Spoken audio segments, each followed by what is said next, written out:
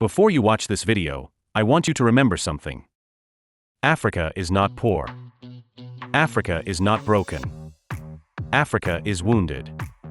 And every time a hero rises to heal her, they try to silence him. Today, we remember them. Today, we honor them. Today, we continue the fight. Across Africa, a new wind is blowing. A wind that carries the dreams of those who came before, Lumumba, Sankara, Nkrumah. A new generation has risen. Not to beg for freedom, but to claim it. This is the new African revolution.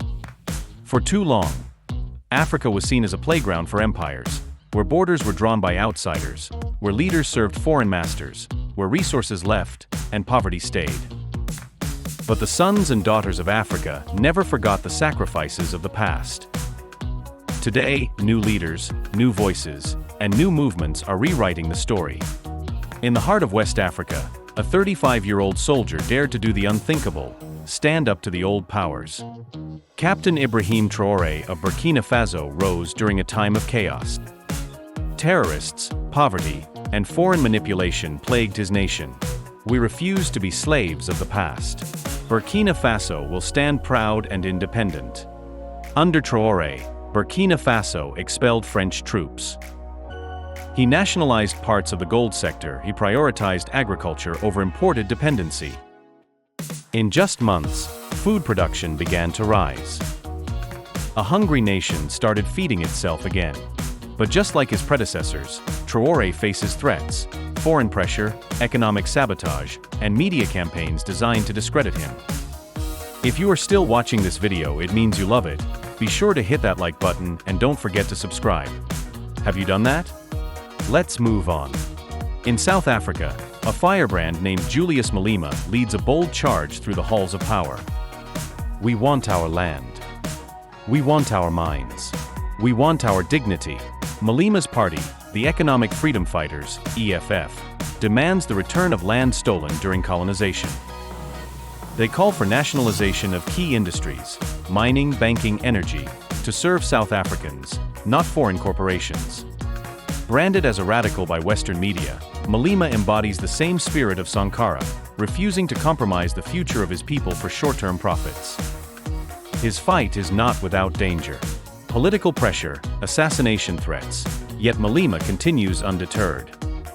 In neighboring Mali, Colonel Assimi Goïta seized power, not to serve himself, but to free Mali from foreign control. Under Goïta, Mali expelled French forces.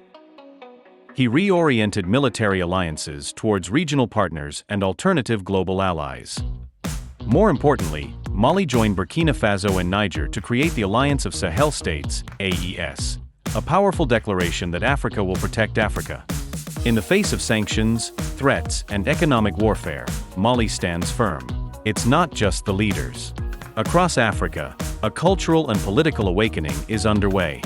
Young Africans, from Dakar to Nairobi, from Lagos to Kigali, are rejecting the colonial mindset. They are reclaiming African traditions, building African technologies, financing African futures. Movements like Africa Must Unite, Decolonize Africa, and Pan-African Renaissance sweep across social media and the streets alike. The dream of a free, united, and self-sufficient Africa is no longer just speeches. It is action. But let's be clear. Every step towards true independence is met with fierce resistance from the West. Just listen to what Michael Elliott Langley of USA said about Burkina Faso. Whether it's their gold reserves, that is all those proceeds are just in exchange to protect the junta regime.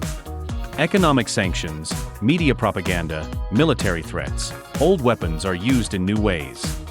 The West will not give up Africa easily. The good Lord sits high and looks low, and one day he will give them a blow. They fear an Africa that mines its own gold, refines its own oil, and builds its own future. But no force can stop an idea whose time has come. The new African revolution is not fought with guns alone. It is fought with ideas, innovation, and unity. From the farms of Burkina Faso, to the mines of South Africa, to the deserts of Mali, To the classrooms, the factories, the streets, a continent rises. They tried to bury us, but they didn't know we were seeds. Africa rising. Africa united. Africa free. Thanks for watching. If you enjoyed this journey, please support the channel by liking, commenting, and subscribe for more fascinating stories from around the globe.